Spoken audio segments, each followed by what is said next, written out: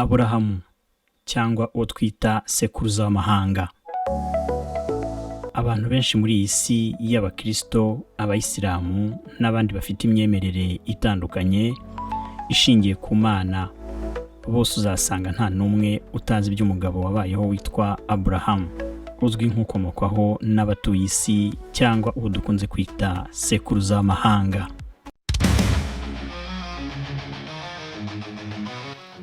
Aburahamu mu myaka ye y'ubusore yari umuntu usanzwe, avukira mu mujyi wa Uri muri Mesopotamiya. Ako ni agace kari hagati y'imigezi ya Ufurate na Tigris mu karere kazwi nka Iraq y'ubu. Ubwo yari akiri umusore yari azwi ku izina rya Aburamu, izina risobanura data ukomeye. Akenshi Aburamu yari umuntu wizeraga Imana gusa akurikiza imigenzo ya sosiyete yari atuyemo. Imwe yari imigenzo myinshi y'ubupfumu n'ubuyobe bwo gusenga ibigirwamana byo muri Mesopotamiya. Mu busore bwe Aburahamu yari umuhinzi n'umworozi w'amatungo kandi yari atunze intama nyinshi, inka ndetse n'abakozi batagira umubare. Aburahamu yavukiye mu muryango w'ibisekuruza bya Shemu, umwana wa Nowa. Aburahamu avuka ku mugabo witwa Tera n'umugore utavugwa izina muri Bibiliya. Tera yari umuyobozi w'umuryango kandi akunda gukorera mu idini ryaho yari atuye. Ryari rifite imigenzo yo gusenga ibigirwamana, nubwo Imana yaje guhamagara Aburahamu ngo ave muri iyo migenzo. Mu gihe cyo kubaho kwe Aburahamu yari azwi nk'umutunzi kuko yari afite n'ubutaka bunini, ibyo bikaba byaramuhaga icyubahiro mu muryango we no mu gace atuyemo. Nyuma Imana imuhamagara kugira ngo ayikurikire ndetse no kugira ngo imuhindurire imibereho mu buryo bw'umwihariko. Ibi bikaba byaratumye ahinduka umuntu w'imena mu mateka y'abizera, abana n'umubyeyi w'abafite kwizera ku isi yose. Ndimo kubabwira kuri Aburahamu, umubyeyi w'amahanga yose cyangwa twita sekuruza w'amahanga. Reka mbonereho kubwira wowe nkurikiye ko wakanda aho ngaho munsi ahanditse subscribe, ukande no ukazogera kugira inkuru zose dushyizeho ujye tuzibona mu buryo bworoshye. Ese wabuze abavandimwe b'Aburahamu? Aburahamu yari afite abavandimwe babiri. Uwa mbere hari Nahori, wari ufite umugore witwaga Milika. Uwa kabiri ni Harani, ari we se wa Loti. Ni ukuvuga ko Loti yari umwuzukuru wa Tera, bikaba bivuze ko ari mwishywa wa Aburahamu. Ese Aburahamu yize ayahe mashuri cyangwa yarangirije mu zihe kaminuza? Ku bijyanye n'amashuri, mu gihe cya Aburahamu nta mashuri asanzwe yabagaho nk'uko tuyazi mu gihe cy'ubu ngubu, ahubwo uburezi bwagiye butangwa binyuze mu migenzo ya gakondo yabaga iteganyijwe mu muryango n'imyigishirize y'ababyeyi ku bana babo. Abasore n'abakobwa bakuraga bigishwa amateka, umuco n'imigenzo y'iwabo. Mu gihe cya Aburahamu bashishikarizwaga kumenya kubyaza umusaruro ubutaka, kwita ku matungo no kumenya amateka y'ubupfura n'ubudahemuka mu muryango. Mu bijyanye n'igihe yavukiye, Bibiliya ntiyerekana neza umwaka yavukiye, ariko bivugwa ko yaba yaravutse ahagana muri iriya myaka y'ibihumbi 2000 mbere y'ivuka rya Yesu Kristo. Amwe mu masezerano ya Aburahamu n'Imana. Irya mbere, ihamagarwa rya Aburahamu wasoma Bibiliya yera mu gitabo cy'Itangiriro igice cya 12 cyose. Ubuzima bwa Aburahamu muri Bibiliya butangira ubwo Imana yamuhamagaraga. Nk'uko nabikomojeho mu ntangiriro y'iyi nkuru, yari atuye mu gace k'iburasirazuba bw'uruzi rwa Ufurate, kandi nubwo yakundaga Imana ariko yakurikizaga imigenzo y'aho yakomokaga. Nyamara Imana iramubwira ngo ave mu gihugu cye, areke ibyo yari asanzwe azi, kandi ajye mu gihugu izamwereka. Uko Aburahamu yiringiye iby'Imana yamubwiye, byatumye amenywa birenzeho ndetse ashyingurwa nk'intangarugero mu bizera, kuko yahisemo gusiga byose akajya mu gihugu cya Kanani ataramenya neza ko ari naho azarangiriza urugendo rwe.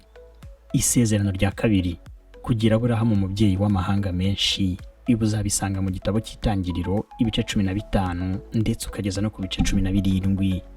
Ubwo Aburahamu yari amaze kugera muri Kanani, Imana yamusezeranyije ko azaba umubyeyi w'amahanga menshi. Imana yabwiye Aburahamu ko azabera umugisha amukomokaho kandi kizamuha igihugu cya Kanani ngo kizabe gakondo y'urubyaro rwe.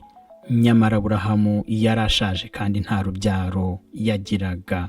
Ibi byaramubabaje cyane, ariko Imana imwizeza ko izamuha umwana. Nyuma y'imyaka myinshi ategereje iryo sezerano, Imana yaje kohereza abamarayika baramusura, bamusubiriramo n'isezerano rye, kandi mubwira ko umugore we Sarayi wari ugeze mu zabukuru azabyara umwana w'umuhungu. Ibyabaye hagati ya Hagari na Aburahamu. Wasoma Bibiliya yera igitabo cy'Itangiriro mu gice cya 16 ndetse ukageza no kuri 21. Kugira ngo isezerano ryo kubona umwana risohore, Sarayi umugore wa Aburahamu yifatiye umwanzuro, azanira igitekerezo umugabo we cy'uko yamuca inyuma, maze atanga umuja we, umugore w'umunyamisiri witwaga Hagari, kugira ngo abe nyina w'umwana wa Aburahamu. Byarabaye, Hagari abyara umwana w'umuhungu bamwita Ismaeli. Nyamara Imana yagarutse kuri Sarayi imusezeranya ko azabyara umwana we bwite, maze koko aza kubyara Isaka nk'uko Imana yari yarabivuze. Reka mbonereho kubabwira mwebwe munkurikiye ko mwakandaho umunsi ahanditse subscribe, ukande no ukazogera, kugira ngo inkuru zose tugiye dushyiraho tuzabashe kuzibagezaho mu buryo butworoheye, namwe muhite muzibona biboroheye. Ukande like ndetse iyi nkuru uyisangize n'abandi, byaba ari iby'igiciro.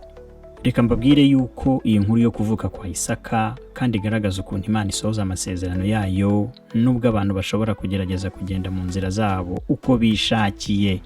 Ikigeragezo cy'igitambo cya Isaka, inkuru usanga mu gitabo cy'Itangiriro igice cya 22. Inkuru y'ibitangaza bya Aburahamu ikomeza igihe Imana imusaba gutamba Isaka, umwana we w'ikinege yari amaze igihe kinini yifuje. Imana yagerageje ukwizera kwa Aburahamu, imusaba kuzamura umuhungu w'Isaka ku musozi wa Moriya ngo amutambe nk'igitambo, amuture Imana. Nubwo Aburahamu atarazi impamvu, umutima we wiyemeje gusubiza Imana ibyo yamuhaye. Maze Aburahamu afata umwana we yibyariye mu zabukuru, aramuboha amaboko n'amaguru, amushyira ku mitandiko y'igicaniro, akenda inkota ngo amusogote. Imana ihera kimubuza kwihekura, ahubwo imutungira urutoki intama yari ihirisha aho hirya, nguko uko Isaka yarokotse inkota ya se, maze Imana imuha umugisha wo kugira urubyaro ruzahoraho igihe cyose. Ese niki twavuga ku rupfu rwa Sarayi n'ishyingurwa rya Aburahamu? Inkuru usanga mu gitabo cy'Itangiriro ibice 23 kugeza ku 25. Sarayi umugore wa Aburahamu yapfuye afite imyaka 127. Aburahamu amushyingura mu buvumo bwa Makipela ku butaka bwa Kanani. Aburahamu nawe yaje gupfa nyuma y'igihe kitari gito afite imyaka 175, maze nawe yongera gushyingurwa iruhande rw'umugore we Sarayi.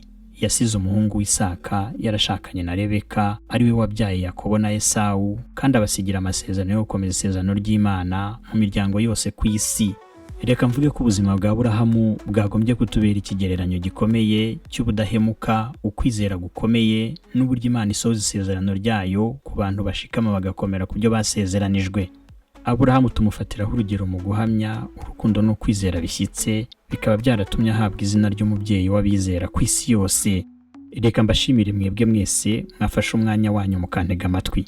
Amayinite cyangwa amamega yanyu mwakoresheje, Imana ibakubire 7. Jyewe mwari kumwe ni Jean Pierre Havugimana. Ntimwibagirwe gukora share, gukanda kuri like ndetse no gusangiza abandi iyi video. Naho ubutaha.